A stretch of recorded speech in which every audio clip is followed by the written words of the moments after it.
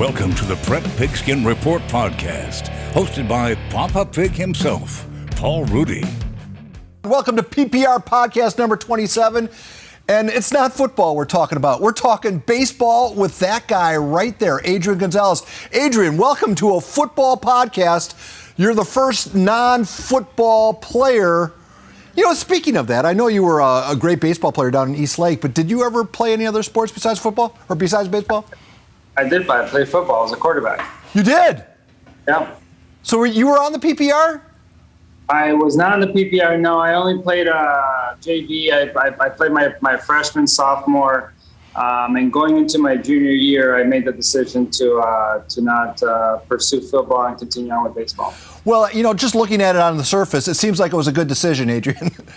I was actually going to be the varsity quarterback my junior year, but halfway through spring practice, I made the decision and decided to pursue baseball full time. Man, it's, you know, I know a passage of time, but I still think of you as that kid down in East Lake, and I know you're a grown man with two daughters and this Hall of Fame career now in the books. But can you believe how much time goes by so quickly? It goes by really fast. Yeah, you got to appreciate every moment. That's for sure. So the decision. They say every athlete knows when it's time, but that's not always the case because a lot of athletes linger too long. What was behind your decision to call it a career?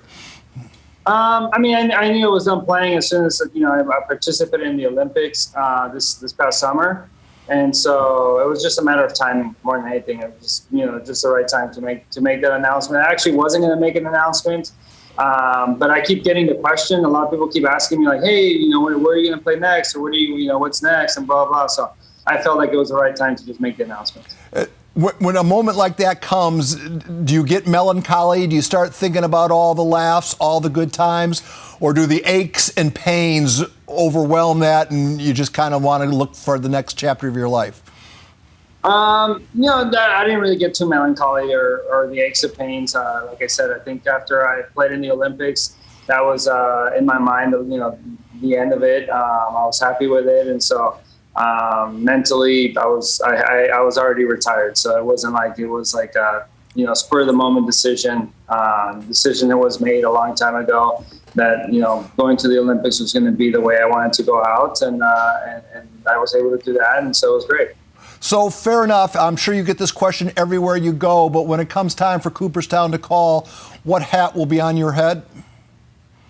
I mean, you know, is there a way to wear two hats? Well, I mean, when you think back on your career, do you think, because we think of you as a Padre, but you think of yourself as a? I mean, you know, for me, I spend pretty much the same amount of time both as a Padre and a Dodger, so it's really hard to make that decision. I think, you know, I have great fans in both cities, and you know, I had an incredible time playing for both cities. So if I could wear a so-called hat, that would be the best way to do it. Have the bill on both sides. So I think of you as a Hall of Famer in the sense that you just played the game the way it was supposed to be played, and you represented whatever organization you were representing like a professional. And to me, on that scorecard, you're always going to be a Hall of Famer, regardless of any statistical metric. I appreciate that. No, thank you so much for that comment. You know, it means a lot. So when you look back on it, your favorite memories will be? The friendships, you know, being able to spend so much great times with my teammates and the friends that I was able to build. I still keep in touch with a lot of the guys. You know, I talked to Scott Linebrink yesterday, and so I mean, you think about players that you played with, and was talking to Trevor Hoffman not too long ago, and Dave Roberts and Jock Peterson. So you know, the friendships that you're able to build is really, you know, the best memories. And your worst memory is? My worst memory. Wow, that's a tough one. You know, I don't think I can think of a worse memory because, you know, being a part of it, you know, everything there's a blessing to everything. You know, Adrian, you made a lot of money in your career. You got a lot of money when you were a young athlete, and you see, I'm sure you've seen it happen up close and personal. People lock into that big deal, and suddenly the desire to practice or to perform at the same high level seemingly goes out the window. You were able to fight that off, and I'm interested to know what mindset did you use to keep yourself motivated after that guaranteed money started to roll in? Well, playing baseball is not about money. It's about, just having fun and doing your best. And for me, I still work out, 5-6 days a week. I'm still motivated to just stay in physical shape and working out is part of who I am and what I do. So, the motivation to continue to always, continue to get better, in anything you do, is there. So, I guess you have to be self-driven more than anything. It's like I said, it's not about the money. For me, the motivation was to be the best I could be. And I get that you're not playing for the money, but when that money starts rolling in, and you start to feel like you're on easy street, you've seen guys that they're not the same player after the big contract, have you not? Well, a lot of times the players get the big contract because of what you've done, not what you're gonna do. And so, the contract comes because when you're compared and there's comps and there's offers, it's because of what you've done up until that point. And that's why a lot of people, go to the point where like, oh, this guy's overpaid. Well, it's probably because he was underpaid before that contract came in. So, it all balances itself out. And that's part of the negotiations that are going on right now with MLB and the Players Association.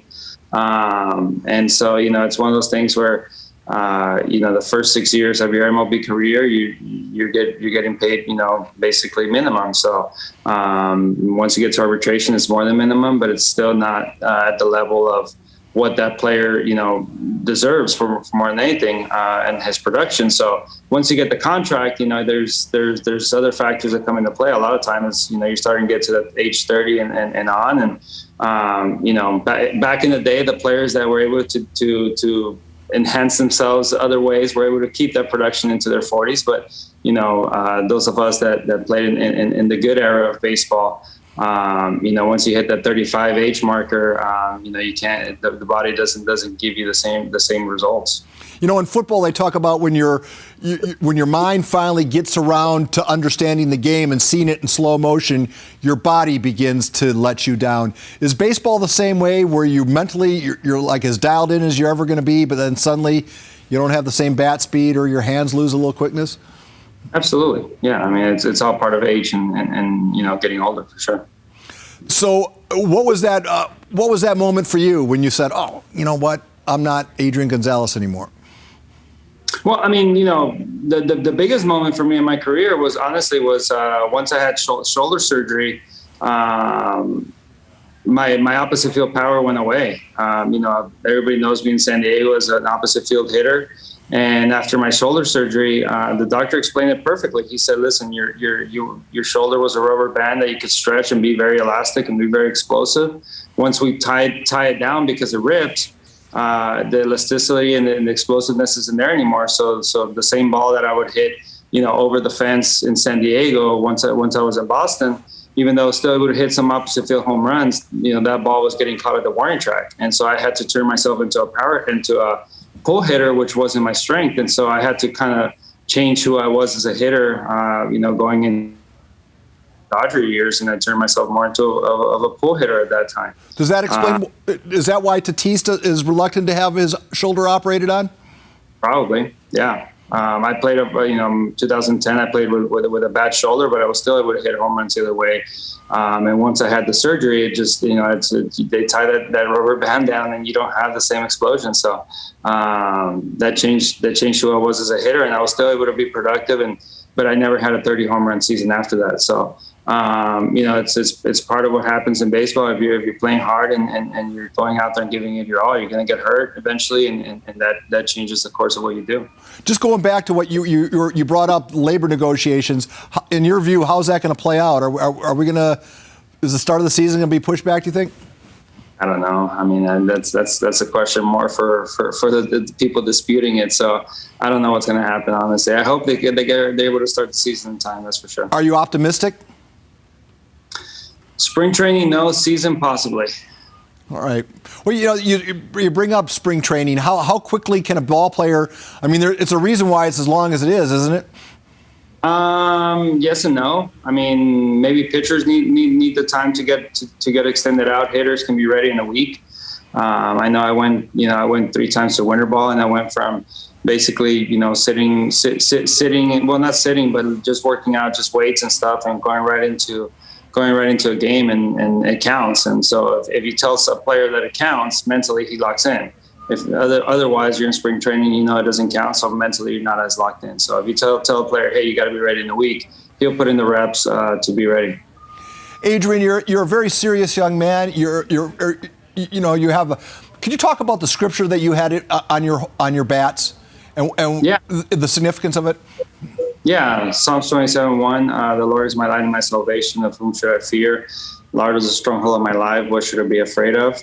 It just gave me that peace to know that no matter what situation I was in, throughout my career, that God was what I needed to hold on to, and the moment was never going to be too big because I had already won thanks to my salvation. So it just made me relax and enjoy the moment, whether I hit a home run, got a single, or struck out. It didn't matter because it was about having a good time, and I did everything I needed to do to prepare and be ready for that moment. But so did that pitcher, and so baseball's a game where you don't control the narrative.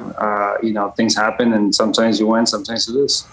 I thought of that when I'm sure you're aware of the tragedy in the East Lake area with Micah and Piella Wiggs and what his family is going through right now, and having a strong sense of belief can make moments of sheer tragedy and moments you don't understand. That light kind of helps you get through it, does it not? There's moments that you might never understand, but when it's your time to go, those questions will be answered. They might never be answered in this lifetime on Earth, but they will in the eternal life if you're a believer. So I can never say that it'll be easy if you're a believer, because that's not the case. But you have that understanding that when it's your time to go, all those questions will be answered. Adrian, when you get to be my age, you start to understand exactly what you said a lot clearer. So, just before we let you go, you're a young man, and you have this. You're financially set, obviously, but you still have a life to live. What comes next for Adrian Gonzalez? What I've been doing, my last year in MLB was 2018. I didn't play for 2 years. I was, still running my businesses. I'm a franchisee of Jersey Mike's stores in northern San Diego and Palm Springs.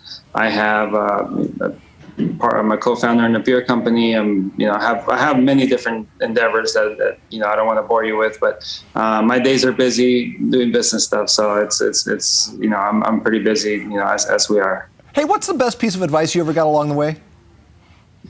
Best piece of advice? Be it athletic from a coach, or be it just life advice? Financial advice. No is the best answer you can have. I bet you. Explain that. Well, you get hit up for so many different options, and you have to be able to say no, because if not, you'll end up making a lot of bad investments. And so, there's so many times that, and unfortunately, the answer has to be no. And you can't satisfy everybody. You can't, make everybody happy. But you have to really look at the situations. And so that was an advice I got from a mentor. And it's really important, especially when you become a professional athlete. A lot of people hit you up for different investments, different things, and you got to learn to say no.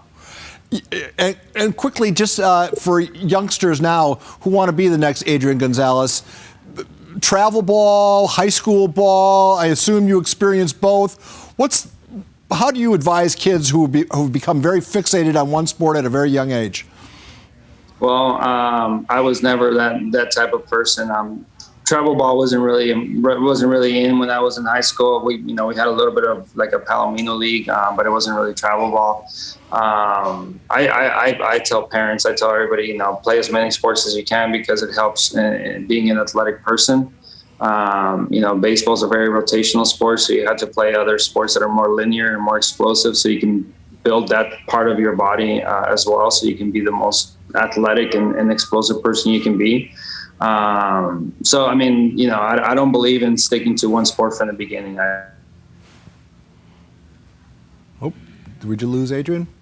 Oh, there we go. Oh, we got you back. All right, quickly. Best pitcher you ever faced? In his prime, Tim Lincecum. Best hitter you ever saw? Barry Bonds. Best defender you've ever witnessed? Best defender I ever witnessed. Wow, that's a good question. I'll pass on that because there's so many great ones. Best arm in the outfield?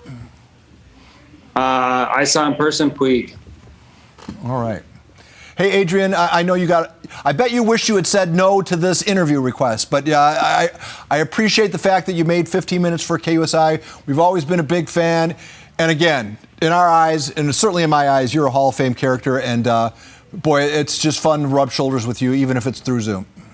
No, well, appreciate it. Thank you so much. Thank you for the time. And I said yes, so I've learned to say no, and I definitely wanted to come on with you and spend some time here with you. So thank you for giving me this opportunity. Have a great day, Adrian. Thank you so much.